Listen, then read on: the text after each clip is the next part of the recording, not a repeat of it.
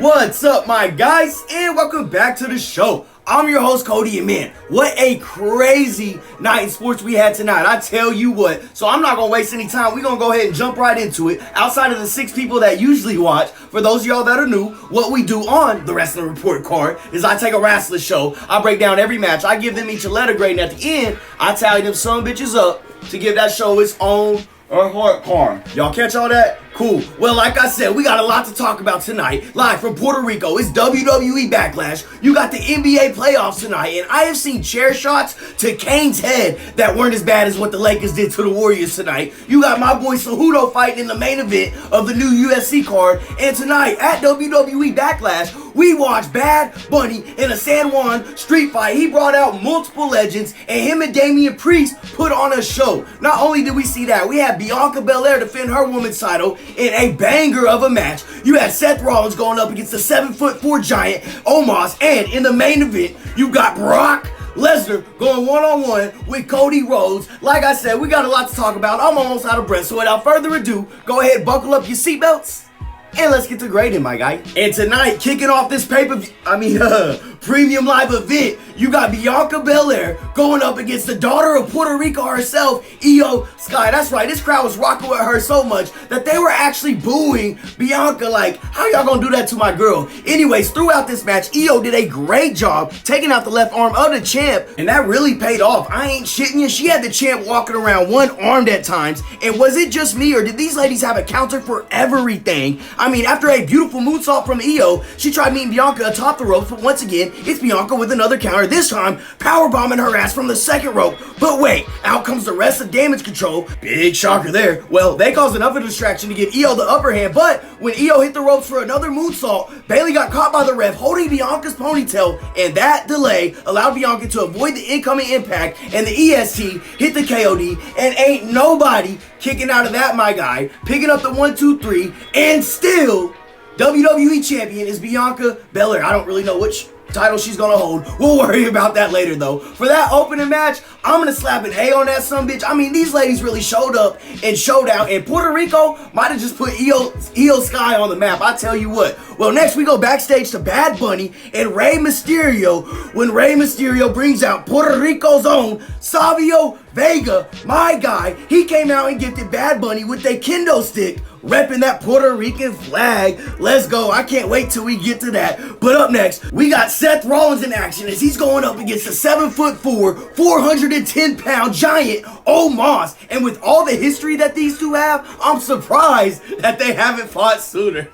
I tell you what. Anyways, as Seth came down and the crowd was serenading him with that beautiful song of his, Omos got sick of that shit and introduced his size 47 boot to the side of Seth's head, and it was all Omos from there. Even when Seth went for the stomp, Omos just stiffened up and stopped it. I tell you what. Then, after a couple sleeper holds, oh, the good old sleeper, Seth hit back-to-back stomps, still not enough to keep the giant down. So, Seth ascended the ropes and stomped that big old sumbitch from the sky, and ain't nobody kicking out of that, my guy. Seth picks up the 1, 2, 3, and as promised, he gave Omos the match of his career. I thought that was pretty solid. I'm gonna slap a B- on that sumbitch. Now I'm gonna keep moving though. Next up, we got the triple threat for the United States title, as you got Austin Theory defending against both Bronson Reed and Bobby Lashley. Now this one may have not even been 10 minutes long, but holy shit, that sumbitch was action packed, I tell you what. But at the end of the day, Bronson Reed went for the moonsault, but nobody was home. Then boom, spear by Lashley, but in comes Theory at the right place, right time. Then he dumped Bobby out of the ring, covered Bronson Reed, and picked up the 1, 2, 3 to retain his US title. And it looks like he's carrying that sumbitch over to SmackDown, and Gunther's gonna keep the IC title on Monday Night Raw. And I thought that was a solid match there. I wish it would have went a little bit longer, but hey, it is what it is. I'm gonna slap a B+ on that sumbitch, and we gonna keep it pushing, because next up, we go back over to the women's division, as you got Rhea Ripley defending her Raw/SmackDown title versus San Juan's other daughter. That's right, Puerto Rico's own Zelina Vega. And okay, big dog, I mean the gear, the intros, the Puerto Rican flag, the hometown crowd, La Chancla from tu madre. Let's get it. I mean, if anybody deserves this, it's Zelina Vega. And let's be honest though, she's gonna need all the help she can get if she wants to take down Mommy. I mean, she even pulled out the 619 and the Meteora, but even all that wasn't enough to keep the champ down. And now the time for games is over though. One kick is all it took, and Mommy followed that up with the Riptide, and ain't nobody kicking out of that, my guy. Rhea picks up the 1-2-3 and retains her whatever title, and hell yeah, that was a solid match right there. I'm gonna slap a B on that sumbitch and stick it with the Puerto Rico Locos. Well, I meant to say locals, but Loco definitely fits right here, because next up, we ain't having no match, nah. In the San Juan street fight, you got Damian Priest going one-on-one with the biggest music star on the planet. That's right, Bad Bunny. And check this, y'all thought Drew McIntyre was over in the UK? Sami Zayn over in Canada? Nah, my guy, Bad Bunny, Benito is that fucking guy. Oh, can I say that? Can I say fuck? Fuck yeah, I can. It's my fucking show. And tell me this, name me a combo in all of the world that's better than professional wrestling and shopping carts full of deadly weapons. And guess what Benito has? Yes, sir. Like I said, this ain't no regular match, Jack. This is a San Juan street fight. We saw Bad Bunny out there using kendo sticks, trash can lids, the whole damn trash can. I mean, is this Bad Bunny or is this Cactus Jack Mick Foley, damn it? The two then started brawling throughout the whole crowd, all the way to the top of a box-like structure. And by God, Damian Priest just hit Bad Bunny with the broken arrow off that sumbitch, sending him 15 feet below, crashing the biggest artist on the planet through tables and God knows what else. But then, being a little bit too cocky, Dame missed on a kick, sending his ankle crashing into the ring post, and Bad Bunny took advantage, but Priest lured him in with an apology, then tricked him and kicked him, so Bunny returned the favor with the low blow. But at this time, out comes Dominic, that little sack of shit, and Finn Balor, but them boys should have stayed in the back, because next out came Rey Mysterio, and he wasn't alone, because next, I spit in the face of people who think they are cool. That's right, Carlito is back, apple and all. He spit that sumbitch right in Dominic's face, and as him and Ray were chasing those two up the ramp, out comes the Puerto Rican legend himself, Savio Vega, and old Finn and Dominic found themselves between a rock and a hard place. You add in the LWO, and they chased them boys all the way to the back. I mean, we even saw Savio pull out the moves, my guy, but back in the ring, Bad Bunny and Damian were still going at it. Boom, Bunny hit a running sliced bread, not enough, but after 37 chair shots and a Bunny Destroyer, yeah, ain't nobody kicking out of that, my guy. In his first ever singles match, Bad Bunny picks up the 1-2-3 over Damian Priest in a banger of a match. I'm slapping an A+ on that sumbitch. In my opinion, that is professional wrestling at its finest right there. Y'all can hate me all you want. I really don't care. Well, up next in our main event. Yeah, that all confused me. But whatever, because up next in the 6-man tag, you got the Bloodline, the Usos, and Solo Sikoa going up against Kevin Owens, Sami Zayn, and Matt Riddle. And at least this Puerto Rico crowd knows what's up, because about 5 minutes in, this entire crowd started chanting, "We want Roman," and that's what I'm talking about, my guy.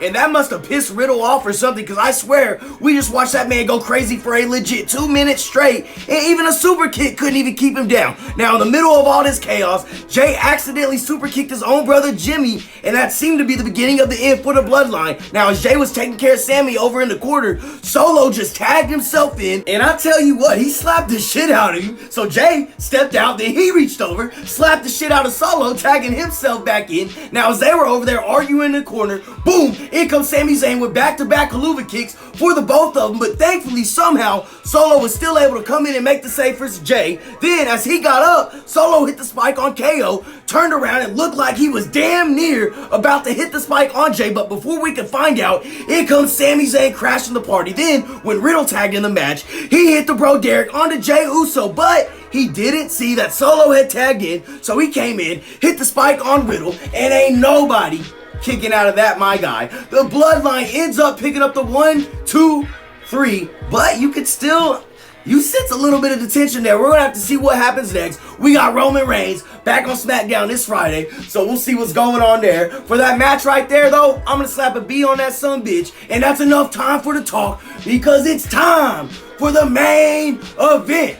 Now, what should have been Bad Bunny versus Damian Priest in the street fight wasn't the main event. In this main event, you got Brock Lesnar going one-on-one with the American Nightmare, Cody Rhodes, and before we can even get this sumbitch started, it's Cody Rhodes flying in with a tope. He followed that up by whooping Brock's ass with anything he could get his hands on. And did y'all see that walk Cody did when he went over there to get the steel steps? I tell you what, I was crying laughing, my guy. But anyways, we may be in Puerto Rico right now, but when that bell rung, this here is Suplex City, bitch. And did y'all see that fall away slam Brock hit? I tell you what, Cody's dog Pharaoh felt that sumbitch. Now, 8 suplexes later, yes, 8. Cody got sent flying over there in the corner. Well, he accidentally took off the padding over the steel turnbuckle, exposing it. Then, when Brock charged his ass in the corner, Cody got out of the way, sending the beast face first into the exposed steel. And by God, Brock's busted open. He's leaking everywhere. Then, boom, Cody hit back-to-back Cody cutters. Follow that up with not 1, but 2 crossroads. However, this is Brock Lesnar we talking about here, Jack. Not only did he kick out, that big sumbitch got up, hit Cody with a massive F5. Now it's Cody kicking out. Then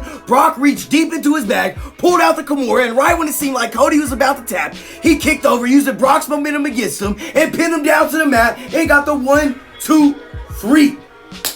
Now, I don't know. I feel like this match has grown on me since it ended. At first, I didn't like it, but I mean, it is a realistic ending, and it probably leaves it open for Cody and Brock to face again, which will hopefully keep Cody out of that World Heavyweight Championship tournament, because if he wins that, then it definitely is going to feel like a participation trophy. In my opinion, let's give that sumbitch to Shinsuke Nakamura and finally give him his first world title in the WWE. My guy deserves it. Or you could always give it to Seth Rollins, but I want Seth to beat Roman. Now, anyways, I'll stop rambling. For the main event, I'm going to slap a B on that sumbitch.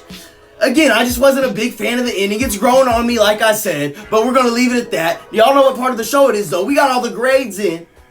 Now, let's take a look at the report card, my guy. After tallying everything up, we came out with a final letter grade of a B+. That's right, an 88%. And it is official. Bad Bunny is him, my guy. Well, hey, like I said, I want to appreciate all 6 of y'all that tuned in. If you haven't already, please like, comment, or even subscribe to the channel. It won't hurt y'all, I promise. Also want to give a shout out to OG Bobby Knifehawk. Go check him out on SoundCloud. That's my guy right there. Other than that, I'm your host, Cody. I'm signing off. WWE, go back to Puerto Rico soon. Y'all folks stay safe out there and have a nice day.